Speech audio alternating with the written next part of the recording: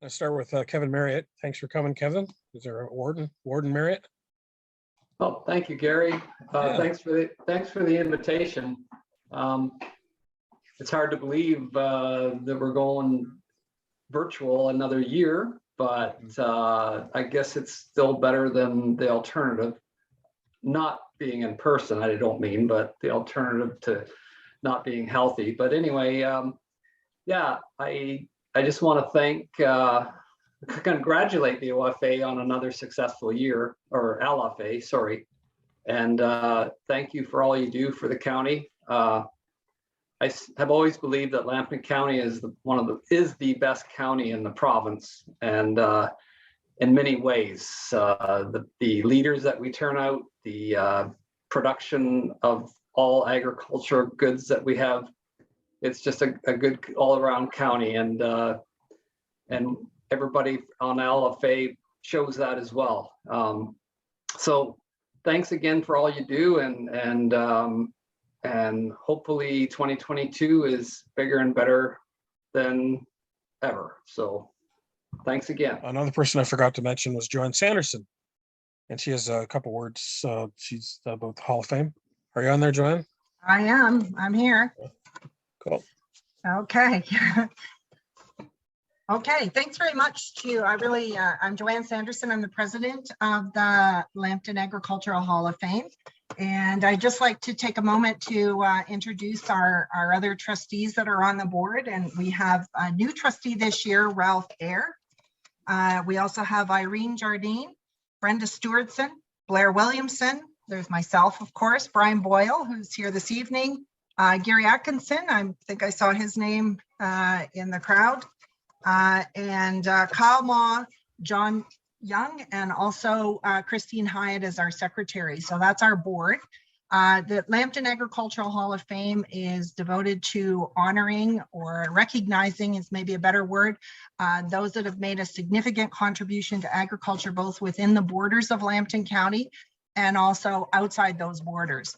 And we have been very, very blessed to have excellent participation in this endeavor. And last year we were very pleased to be able to induct Sid Fraley, Donna Stewartson, and Kevin Marriott. So we're very happy that we were able to expand our induction to 3 people. And I have to say, for myself personally, I'm involved in a lot of different aspects of agriculture within Lambton County and outside, but it is my favorite thing to do, is to call up somebody and tell them that you've been selected for the Hall of Fame. I would say that this year we're looking for some more inductees. Our applications are due on March 31st. You can get an application on the Federation website, or you can contact the Hall of Fame directly. We have a new email address, which I'll post in the chat room, as well as you're welcome to contact any one of the trustees that I just named there. If you have an idea for someone, and we are, yep, there you go, you can see it on there. You can contact myself, you can contact any of the trustees to get more information. We've sort of developed a process that worked very well last couple of years, where the trustees were anxious to get these nominations, and we're also quite happy to help people through the process if they need some assistance or questions. And so I really encourage you to think of that person in your community that you feel deserves recognition for all the efforts and time that they have spent away from their farm, helping agriculture, both within the county and provincially, and sometimes nationally and internationally. We'd also like to thank the Hall of Fame for helping us, supporting us. I would like to mention as well as that the Lambton Heritage Museum is working on this interactive display at the museum, and I'm hoping that this summer we'll be able to, that they'll have this virtual exhibition ready for us to go and visit. And we have to check their websites for that to see where it goes. But I would encourage everyone to think of that person. I'd even encourage the Lambton Federation of Agriculture to, they can sponsor, groups can sponsor it as well. We also have memberships, and we have memberships for business as well. So once again, I'd like to congratulate Kevin because he's here on the call, and thank everyone for their time. So I'll put the information in the chat box for you, and I look forward to hearing from you. Thank you. Thanks a lot, Joanne. And the deadline was March 31st this year. March 31st is the deadline for the applications, but we Applications. really, for the applications, yes, for the applications. And, but you can submit them at any time. You don't need to leave them till the 31st. And there's the online forms on our website on the That's right. main page Yep. of our Lambton Federation.ca. And it's a fairly simple form. I think it's a couple pages. Just Yes, basic. there's a bit more to do in addition to that as well. Yeah, It's so once you, that's an form, application, then you got to follow up. Yeah, for more that's right. information. Yep. Cool. So it's a fairly straightforward process then. Yep. Awesome. I think we have Laura. She on the call, Laura Greaves from the Workforce Development Board. I am. Thanks, Gary. My name is Laura Greaves. For those of you that don't know me, I'm the Executive Director of the Sarnia-Lambton Workforce Development Board. On behalf of SLWDB, I of course want to congratulate LFA on another successful year. I also want to express my appreciation for the partnership over the years, both under my tenure and of course under Shauna's as well. We know how important it is to have the input from our ag businesses, and we really, really appreciate your support and your input. What we do, we conduct research on the local labor market, and we share the data. We collect data from the provincial and the federal government, and then the data that isn't available from those sources, we want to collect ourselves. We do that in a number of ways. We use our online job tools, our whistle tools, to gather information on job demand, so from the job postings. We conduct consultations, and many of you have taken part in those one-on-one conversations, so thank you very much for that. And finally, we run surveys, and our big one is, of course, our Employer One survey. The data that's collected from it is used by many different groups, including the school boards and the college, and of course, many different service providers in the community. We ask questions about recruitment, retention, skills demand, and future hiring plans. And of course, we want to collect data that's representative of our whole community, and that includes our farmers as well. This year, the survey takes about 8 minutes to complete, so it's not too time consuming for anyone. And so I'm asking that each of you that runs a business or an organization would consider filling it out.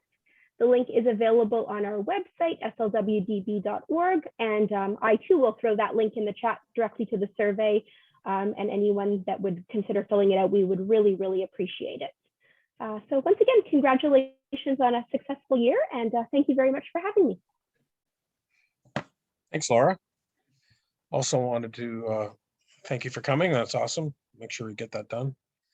Wanted to circle back to Shauna, mentioned her earlier on the videos.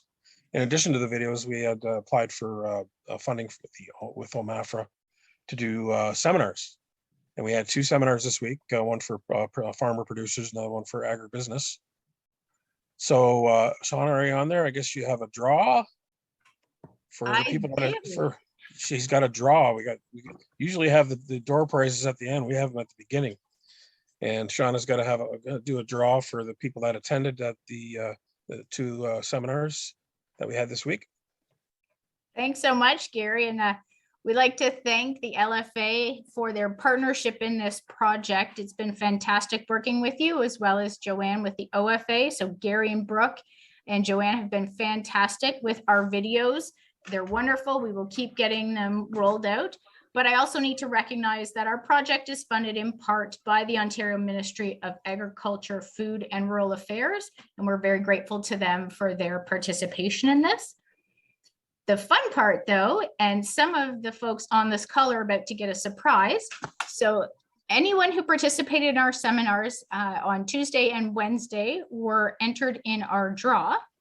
And so our winners for the Tuesday draw are Jim Ma, Janelle Elliott, Bert McKinley, and Michael Kirkfleet. And our winners for the Wednesday seminars were Brad Langstraff, Debbie Koch, Audrey Jackson, and Rob Nickel. So I know some of you are on this call. Congratulations.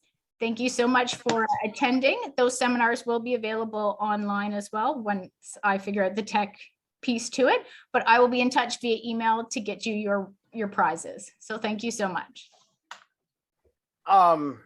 Just wanted to say, like, so typically with the pack, we usually have 4 meetings a year. This previous year, we only had 3. They were all Zoom. A lot of discussion about planning and what we need to do as agricultural, like in the agriculture industry, to try and get the municipalities to grow and not take up primary farmland all the time. We just had our last orientation meeting in January, or the beginning of January, and I was elected back onto the steering committee again. So hope to make good movements and figure out what we need to try and figure out together as a team. George, you want to talk about farm safety? Sure. Okay. The report for last year, our annual meeting was held virtually February 25th. Guest speaker was Brad Goodhill, Fire Chief from Warwick Fire Department. We co-sponsored a meeting with Lambton Federation of Agriculture on mental health and coping skills and tractor safety speakers. The speakers were Lauren Benoit of Wellspring Counseling Services and Dean Anderson, Strategic Advisor for WSPS. Elections were held. Agnes Dickinson was chair. Carly Douglas Cox was vice chair. Earl Wolver, secretary. And then our first meeting was, after that, was May 3rd, where they planned our safety day. Was held virtually with children able to access videos from July 1st, 21 to July 8th, 21. They could watch them anytime during that period, their parents, and could discuss the videos with them. Topics were electrical safety, bicycle safety, farm safety, water safety, chemical safety, stress management, hearing protection, and dog safety. 53 children participated, most of which were in the county, but we did have some from across the province. They were then asked to submit a poster depicting something they had learned. We were very happy with the participation, as we were the only group in Ontario to run this event. We met again in August in person. This meeting, we discussed videos that we want to have made for our own use. Topics discussed were grain bin safety, visibility at night, hearing, and distracted moving, walking, driving, etc. We then put together the bags for the Safety Day participant. Sponsors were LFA, Lambton Mutual, Syngenta, and Tracy Cross Childs. Our November meeting was held in person. Videos were being worked on grain bin safety. It has been filmed, but it's not going to be ready until spring. We discussed hosting a meeting with LFA on mental health and agreed we should do one for sure and possibly more. Discussed our annual meeting and agreed to be virtual again this year. It will be held February 3rd, 7 p.m. virtually, with paramedic Gord Marsh being our guest speaker. To get the link, contact ourselves at George and Agnes Dickinson at gmail.com or the LFA website. Check out our Facebook page or watch for details for this summer's events. This summer, we're hoping the Safety Day will be live in Thetford on July the 7th. But if needed, we know how to do it virtually now. And also we plan on meetings co-sponsored with LFA. One's through Do More Ag and one's through In the Know. So along with any other projects that we may come across. And I really want to thank Brooke for all the help she does in putting our meetings together. We'd be pretty well lost without her. And for the LFA for sponsoring her time on that. Cool. Thanks, George. I guess Bert's up next. You want to speak to our scholarship handed out this year. We handed them out at the regional meeting in August. Okay, thanks, Gary. Yes, I just wanted to highlight the scholarships that we handed out. It was held last August at our Lambton Regional meeting. And you see there who the winners are. If you want to find out more details about the background on these winners or the criteria for each of these scholarships, I would direct you to the LFA website and the scholarship link, and you can read about the criteria, read about the winners. And if you have 20 minutes to spare, you could click on the presentation that was made last summer and watch the people win their awards. The last scholarship that's listed on there is the Lambton County Warden Scholarship. Hannah Symington was a winner. This was the second one that we gave out in the name of the Lambton County contribution. Lambton County, the council gets together and had a golf tournament a couple summers ago, and they raised some money and they donated the profits of that to the LFA to give out two $2,000 scholarships, and we've completed that. I see we got members of county council on this call, so I just wanted to suggest to you that there's no more money for us to give out on behalf of Lambton County. So just keep that in mind. If you ever get around to having another fundraising event, we'd be happy to hand out some more scholarships. Just talking about our website, I just want to mention that our webmaster is Gary Martin, and he's done a wonderful job. You're adding things to our website, and we just hope that he stays on the board of directors for many, many years, because we really like what he's doing here for us.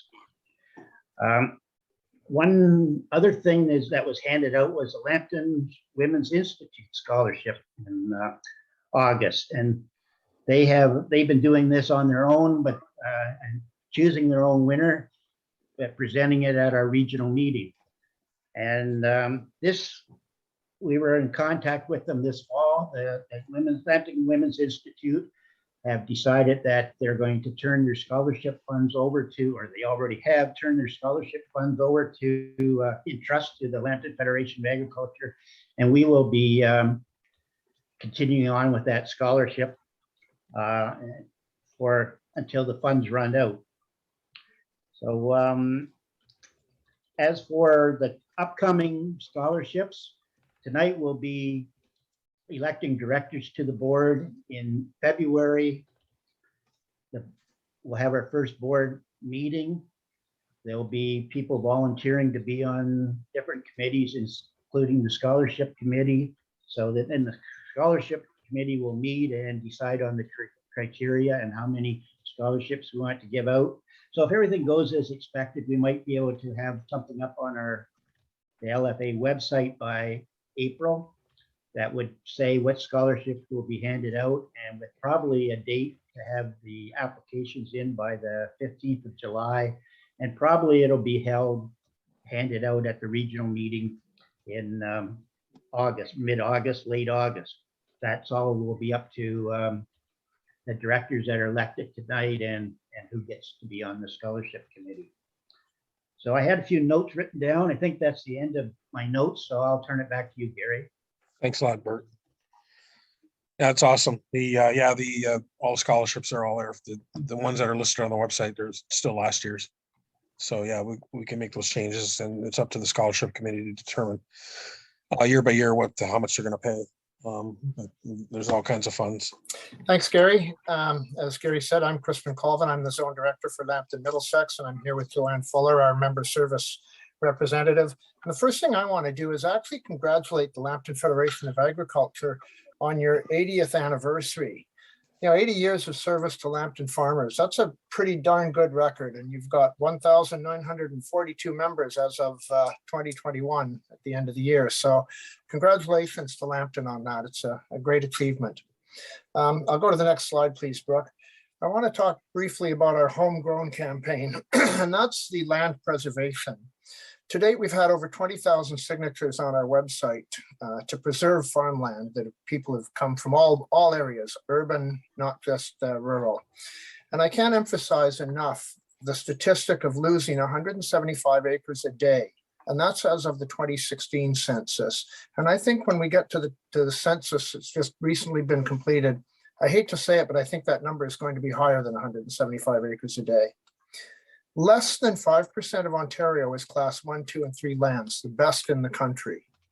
And in fact, Canada itself, believe it or not, we only have 7% of our land mass that can support agriculture. And of all the developed countries, in fact, all the major countries in the world, there are only 8, of which Canada is one, that are self-sufficient in food. And what worries me is that we saw vaccine nationalism where countries were going to keep the vaccine for COVID for themselves before allowing exports. And I fear that this could happen with food. And that's why it's important to maintain the amount of agricultural land we have.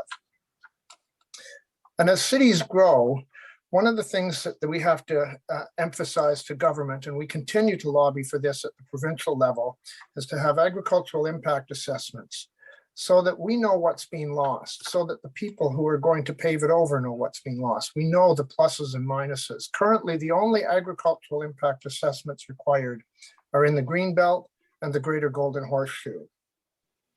And agriculture contributes over $47 billion to Ontario's gross domestic product.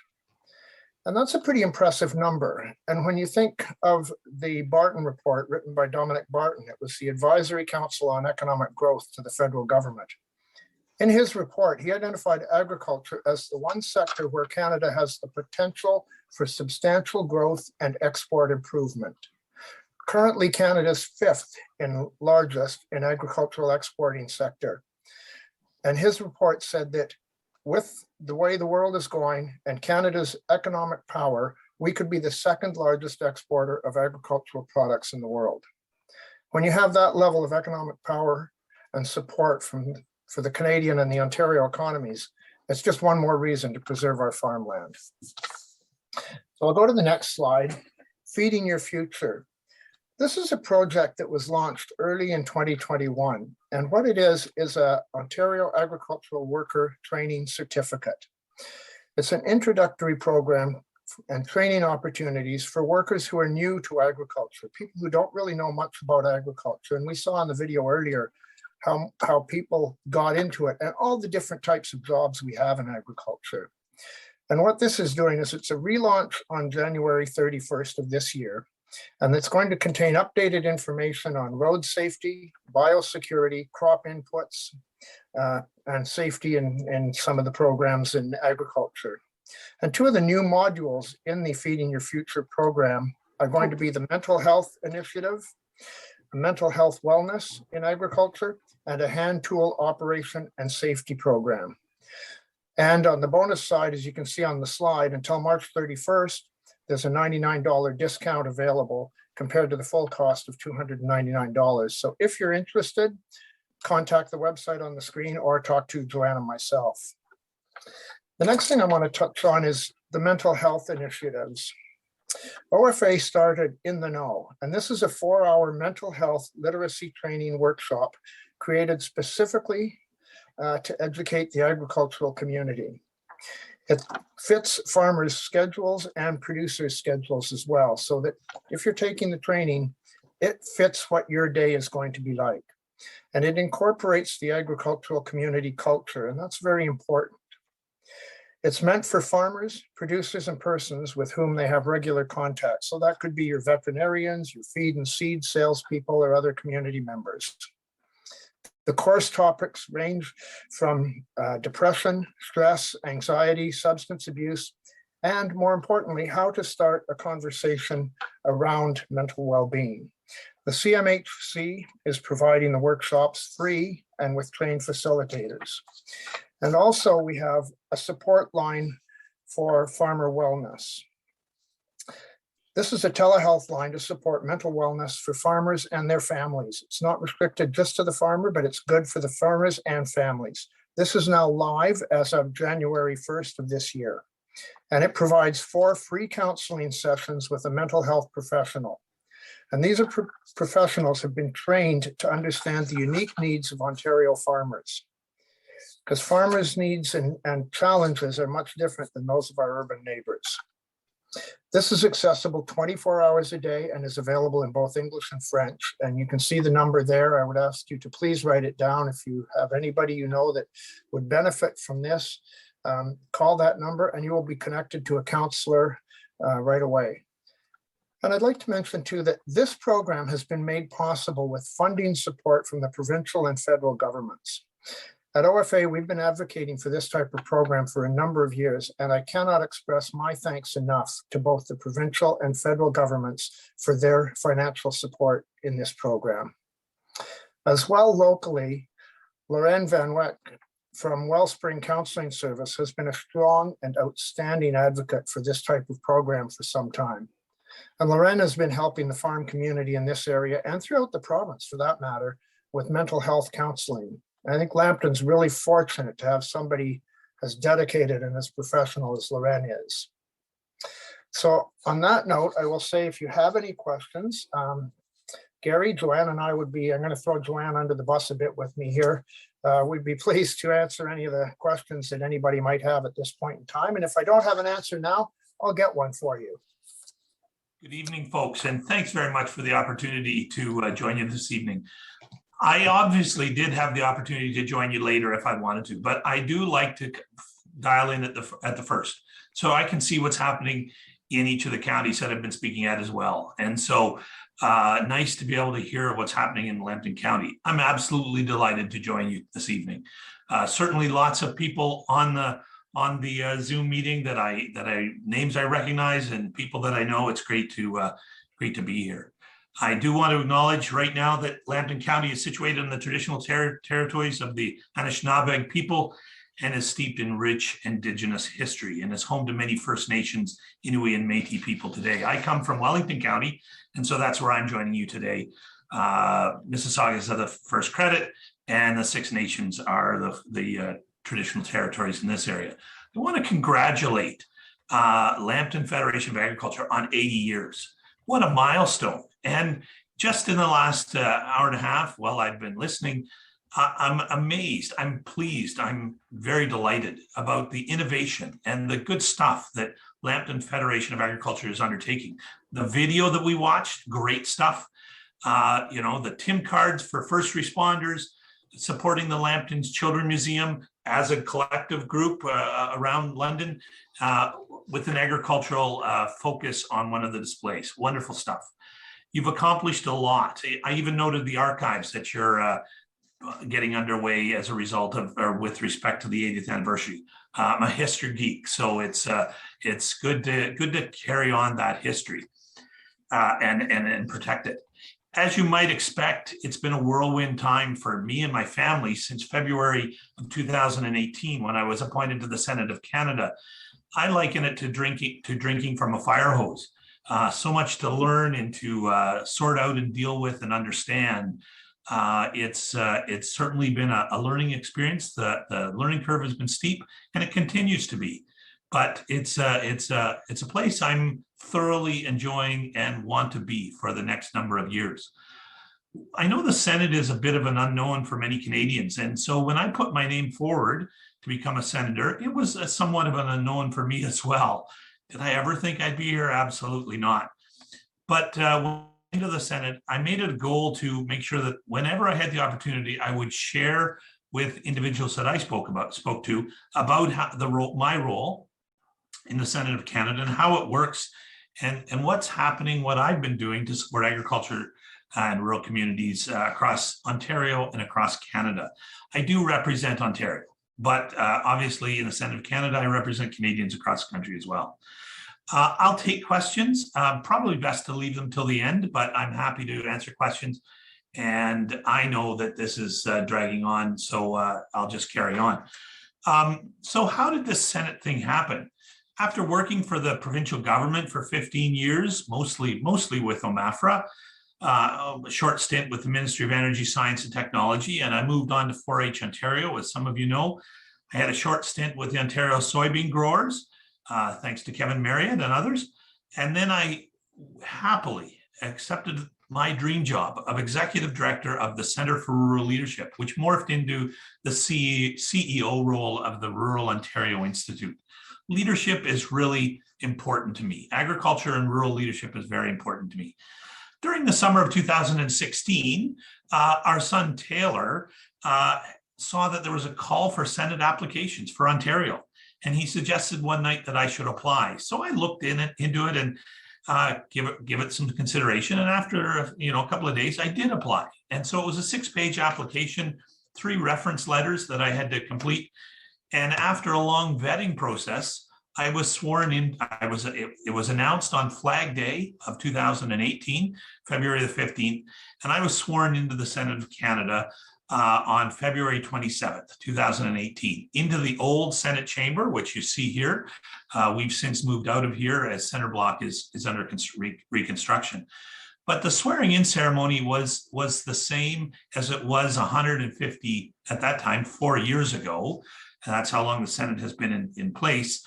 And so there was pomp and circumstance, but I did get to swear on a Bible that was my family's family Bible from 1864. So I was able to make it a little bit of my own. But it is an honor, it's a privilege to represent the people of Ontario, to represent you folks and the people of Canada in the Senate of Canada chamber, in the Red Chamber. Whoops. So just a little bit about Canada's system of government, just a few basics. We are represented by the monarch. We are a monarchy and represented in Canada by the Governor General, who represents the Queen, in this case, Queen Elizabeth II. There are 3 branches to our system of government. There's the executive branch, that's the Prime Minister and cabinet members and the departments. There's the judicial branch, which is the Supreme Court and the provincial courts. And then there's the legislative branch, and we're a bicameral system. We have 2 bicameral being rooms, 2 rooms. So there's the House of Commons, where members are elected, and then there's the Senate of Canada, where members are appointed by the Governor General on the recommendation of the Prime Minister. And in general terms, we create new laws and change old ones to make them function better, both in that legislative branch of our government. As you well know, members of the House of Commons are elected generally every 3 to 4 years, 2 to 4 years. Senators are, on the other hand, are appointed, and we're appointed to the age of 75. So I'm almost 60, folks. So I have another 15 years, should I choose, if I wish to stay there, until I have to retire on my 75th birthday. And that's like judges. They also have to leave on their 75th birthday. Both MPs and senators are mainly in the business of developing new laws and changing existing laws. And any proposal to create a new law or change an old or an existing law is called a bill. I'm not telling you anything you don't know, I'm sure. And most of these are put forward by the government in the House of Commons. And so usually bills start in the House of Commons, and they have to go through first and second reading. They are moved to committee or referred to a committee of the House of Commons, where they are reviewed and looked at further in committee, and changes may be made at that point. Then they'll come back to the House of Commons, where they'll be voted on for a third reading. And if it's passed, then it goes on to the Senate of Canada. And we go through the same process, first and second reading in the chamber, referred to committee, and then reviewed there in depth, and then back for a third reading and possible passing of that bill. If it's passed, it has to pass in both chambers as the similar bill. So if we've made changes, that bill has to go back to the House of Commons to be considered with the changes. And so ping pongs back and forth possibly, or at times, before both chambers agree, and then it is moved to the Governor General for royal assent. And that's when the bill then becomes law. Every law in Canada requires the Senate's approval. Or if a bill is started in the Senate, it has to go the other way and be approved by the House of Commons. As I said earlier, members of the House of Commons are elected, and they all belong to, most of them belong to political parties. That means the decisions they make in the House of Commons are based on what they feel will be acceptable by the party and to the voters that have elected them in their constituency. Because for most of them, let's be honest, they want to be voted back. But in the Senate, it's the issues that matter most. And so being appointed allows us to, we don't have to worry about elections and what our voting constituency might think.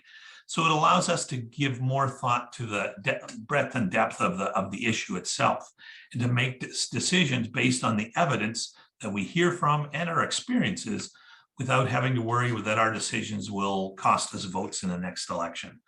So we do look at issues differently than they do in the House of Commons. So just very quickly, there are 105 senators in the country. There are 24 in Ontario, of which I'm one, 24 in Quebec, 30 in Atlantic Canada, and then 24 in Western Canada, and 3 across the territories. But our role has changed from just representing our province to also giving voice to the underrepresented groups, like women and visible minorities. And if you look at the faces of the Senate today, you'll see the many, many faces of people in Canada. The Senate was conceived back in 1867 with regional representation in mind. So prior to, if we just had the House of Commons at that time, Ontario in 1867 had far more members, and Quebec had the next number, but there were very few in Atlantic Canada, and that made up Canada at the time. And so it was because of the Senate and the equality that the Senate provided that allowed for us to even have a Canada, regardless of the size of the population in each of the provinces. So we're business people, we're scientists, we're immigrants, we're police officers, Indigenous peoples, journalists, teachers, athletes, community leaders, senior civil servants, artists, and even a former OMAFRA staff member from most recently in Wellington County. But our role is to guide a parliament so they act in the best interests of Canadians. We're free to choose a political party if we choose, if we wish. And currently we have 4 groups or parties in the Senate chamber. We have the Conservative Party of Canada, and they are a caucus. They align themselves with the Conservative Party in the House. We also have the Independent Senators Group. That's a capitalized title. And then we also have the Canadian Senators Group, which I belong to, and I'm actually chair of that group. And then we have a 4th group called the Progressive Senate Group. And so wherever we choose to sit or however we choose to be represented, we're free to speak our minds. So in our group, we don't whip our group members. Our members are free to make the decisions that they wish to when we're voting, but we do make sure that everybody understands the issues that we're voting on. And so we do that through a research bureau that we are very proud of, and we think our group is a good one. But however, we all come from a diverse ethnic and socioeconomic and cultural backgrounds, and we reflect and represent the faces of Canada. We have 50% of our senators are women, and so that compares favorably with nearly 20 legislative bodies, nearly every legislative body around the world. And we use our experiences to give Canadians a strong voice in Parliament. We really have 3 roles: legislate, debate, and investigate. And so the legislation piece is when we have the opportunity to speak in the House in the chamber about issues, and put forward legislation or put forward amendments to legislation that has come our way. We can propose bills, we can debate bills, we can amend bills, both in the chamber and in committee. But really our role is to scrutinize legislation. that originates in the House for the most part, and sometimes through our own. We do this through open, thorough, and respectful debate. Our debates are far less partisan.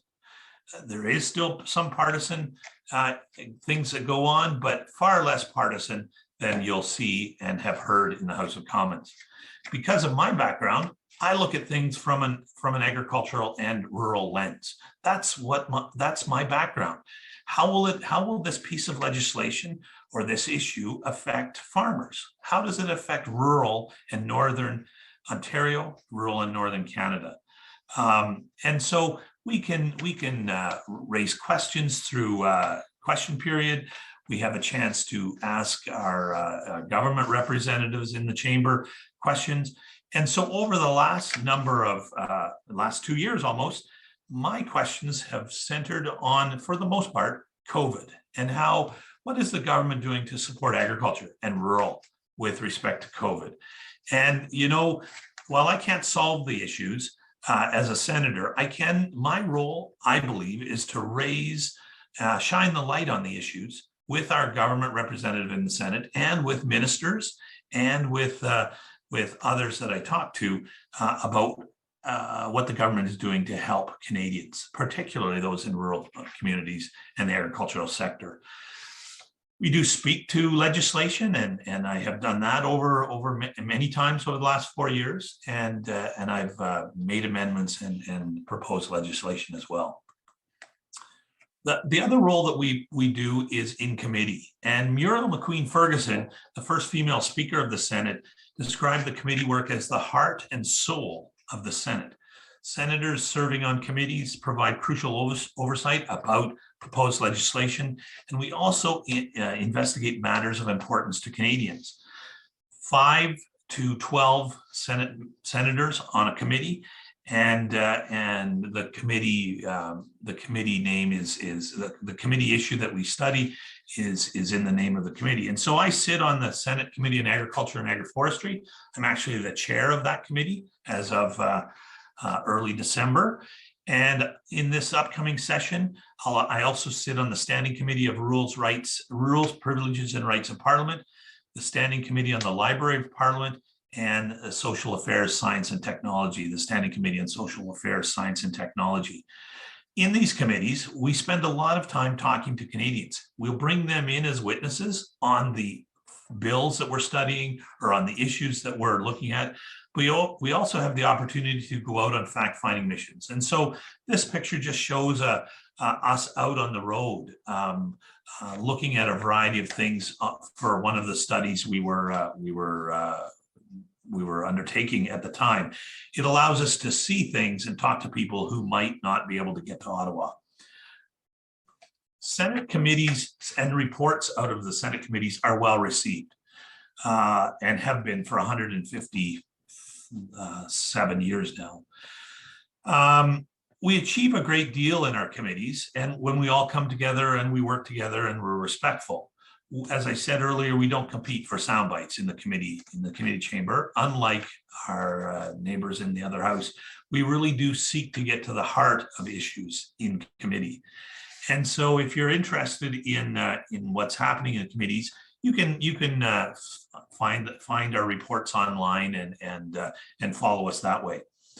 So I have spent the last 4 years supporting the agricultural sector, and in the last couple talking about the impacts of COVID. And we've heard about labor issues earlier, not the COVID labor issues, but certainly labor issues in general. And I have raised those issues, Joanne, in the Senate chamber and in times when I'm talking to ministers and other people.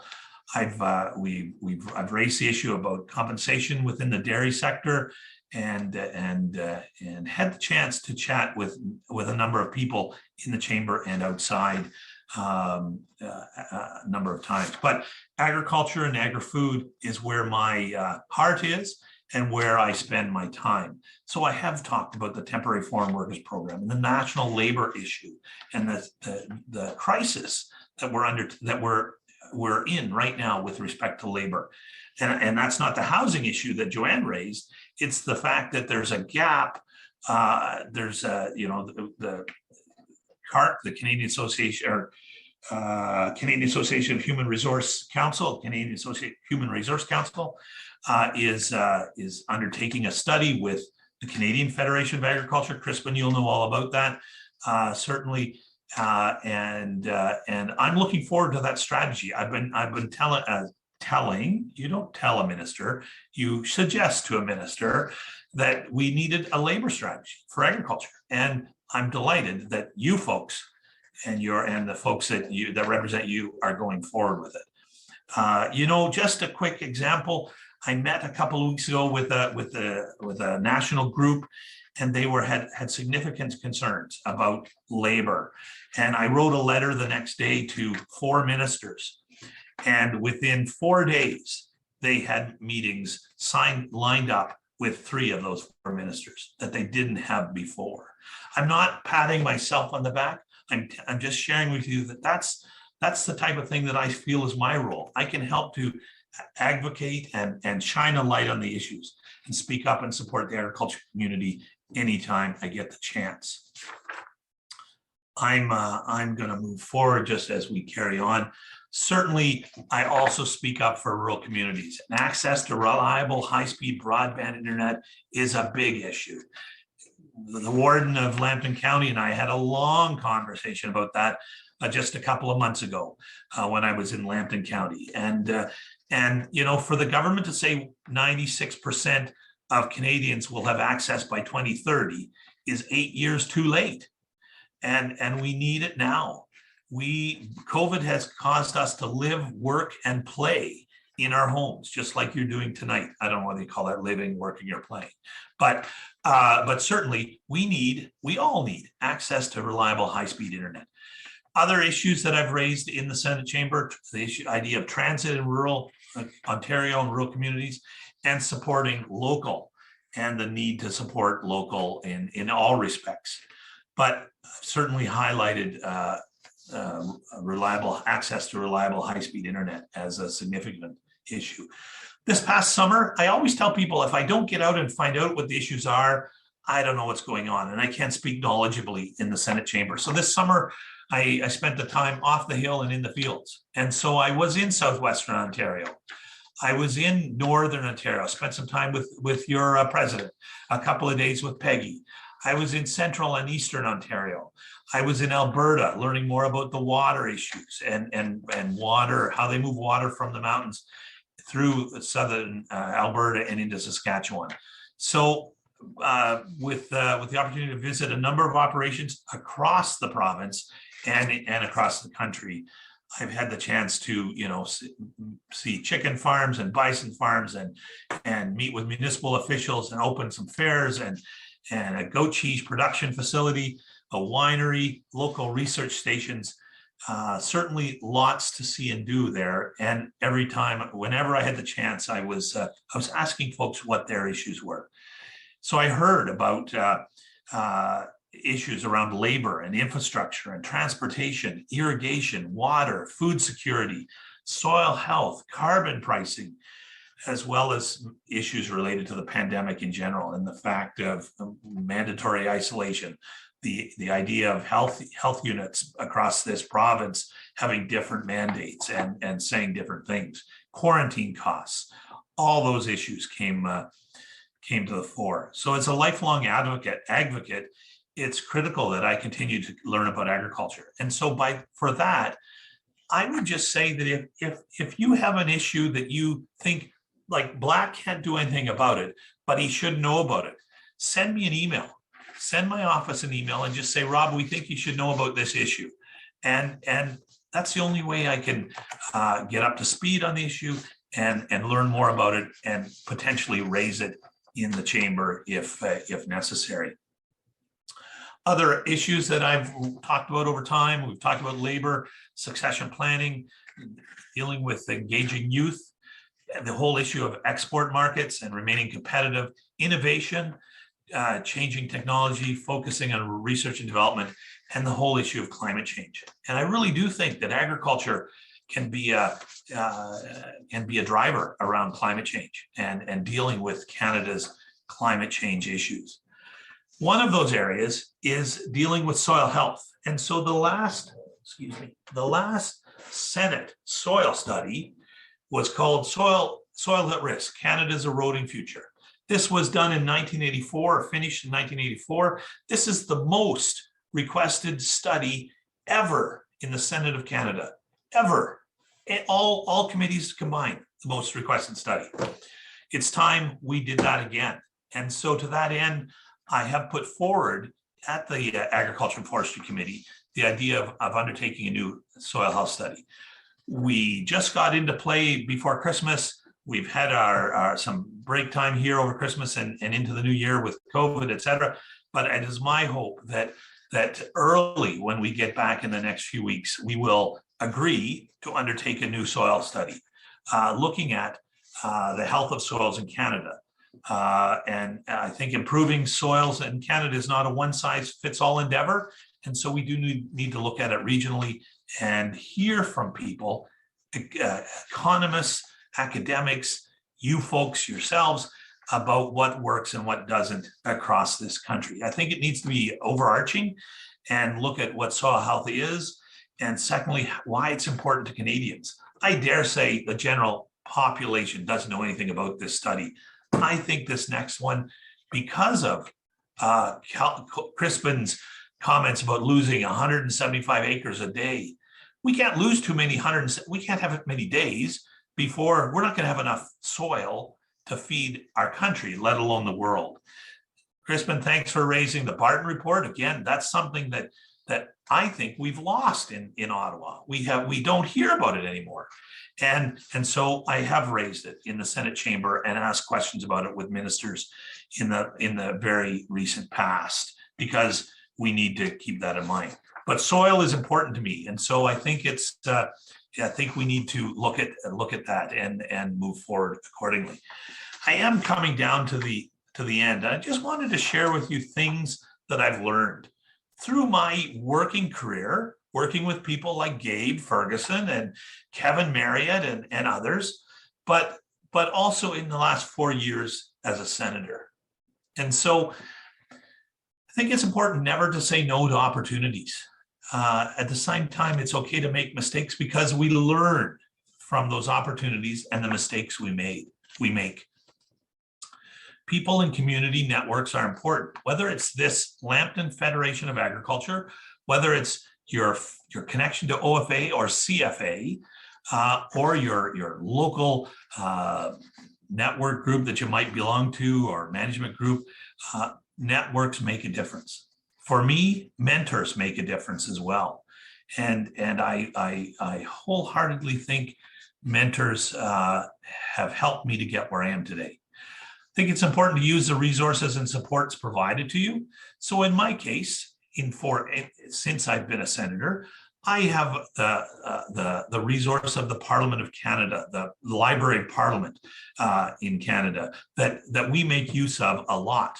And so, had I not known about Lambton County, I could have called up the Library of Parliament and said, give me a 2-pager on OF or Lambton Federation of Agriculture. And I would have got that. I've got a wonderful team in Ottawa that works with me. They don't work for me. We work as a team together. And so it's important to use those resources and the supports that are provided to you. I know I do. And that's been something I've had to learn. When I was at the Rural Ontario Institute, we're all chief cooks and bottle washers. Gabe, you know that. If the toilet needs to be cleaned and it's not Saturday when the cleaner comes in, it's one of us that does it, right? But I think it's important to use the resources and supports that surround you. And you each know those reports. It's important to treat everyone with respect. Quick story, my second day as a senator, I went out for lunch with my temporary colleague at the time. We went to the cafeteria in Center Block. You grab a tray, you go along the line, you take your food, go out and sit and eat, and then you put the dirty dishes and tray on a trolley, which goes back into the kitchen. I picked up her tray and mine and put it on the trolley, and Maria Jose said, Senator, you don't ever have to do that again. Others will do that for you. Well, no, thanks. That's my job. And I I think it's important to treat everybody with respect. And so if I've eaten, used that tray, that it's my job to put it on there, and I'm happy to take hers as well, right? It's important to say and feel thanks often. When one door closes, another one is likely to open. In the fall of 2017, Gabe may or may not know this, but I had the opportunity to apply for a new job, leaving the Rural Ontario Institute. 3 interviews, 2 PowerPoint presentations, face-to-face interviews at the time. I came up second in that job interview and was not successful. It would have taken me in a totally different direction. But within 3 months, I had a brand new job that I am thrilled about. And I hope I'm doing what you want me to do. I think it's important not to be afraid and dig in and get your hands dirty. Back to the whole thing, it's the people that matter most. It's the people around this table at Lambton Federation of Agriculture. It's the people in my office. It's my Senate family, but it's also the ALP family and other OFA family as well. So it's the people that matter most. The Senate is your Senate. So if you're ever in Ottawa and I happen to be there, I'd be delighted to have a coffee with you, show you around. This is post-COVID, obviously, but I have taken individuals and groups through the Senate chamber. We've met at the Flame, and this is a school group that I did eventually take them down to the Senate chamber. But I'm delighted to have friends and family that come and visit as well on occasion. My day begins when I'm in Ottawa. My day begins around 7. I'm in the office shortly after 7, if not before. And I will get back to my room between 8 and 10 at night. And so in that time, we sit Tuesday, Wednesday, and Thursday. In that time, we're meeting with staff, we're meeting on committees that I sit on, we're meeting with stakeholders like CFA and many other organizations. I'm meeting with school groups and talking to school groups, sitting as well in the chamber Tuesday afternoon and evening, Wednesday afternoon, and Thursday afternoon and evening. And when we sit into an evening, we can sit as late as 12 o'clock, as midnight. We have to adjourn at 12 o'clock. Unlike the other place. And by the way, that's what we do not refer to the House of Commons in the Senate chamber. We refer to it as the other place. So for about 2 weeks in my early learning days, that high learning curve, my colleagues were referring to this other place, and I had no idea where the other place was, what they were referring. It's the House of Commons. We just don't say those words in the Senate chamber. Don't know why. You can stay connected. That's my email address. Happy to hear from you. If you're in Ottawa, please, please, please come for a visit if I'm around, and happy to show you around or just talk. But I do appreciate the opportunity and happy to answer questions if you've got any. And I know, Gary, that we're over time, but I'm happy to answer questions. I'll stay on as long as you want. Thank you. I'll stop sharing. There. That was wonderful. Yeah, I'll have to take you up on that offer. I've been eyeballing a trip to Ottawa sometime. And I know there's a few war diaries I want to check out in the library, wherever that's. I'm not sure if it was in the Parliamentary Library, but it's in the war, one of the libraries in Ottawa. I got my grandfather's war records there, and it's not available on microfiche yet. So I have to figure out how to get it from Ottawa and then go and scan it with my camera and stuff. So.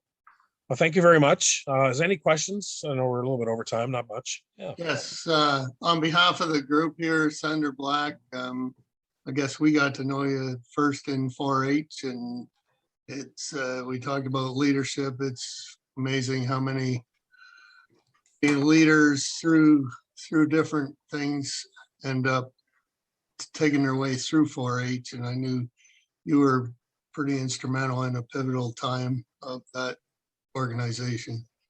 But we're really pleased that you were able to be here with us tonight, and we're really happy that somebody's in the Senate there working on our behalf that we know has agriculture deep in their bloodlines. So thanks very much, George. It's my honor, my privilege to be here tonight. I tell people in most presentations, didn't tonight, but I tell people that it's because of 4-H that I am where I am today in the Senate chamber, bar none. So there you go. Thanks.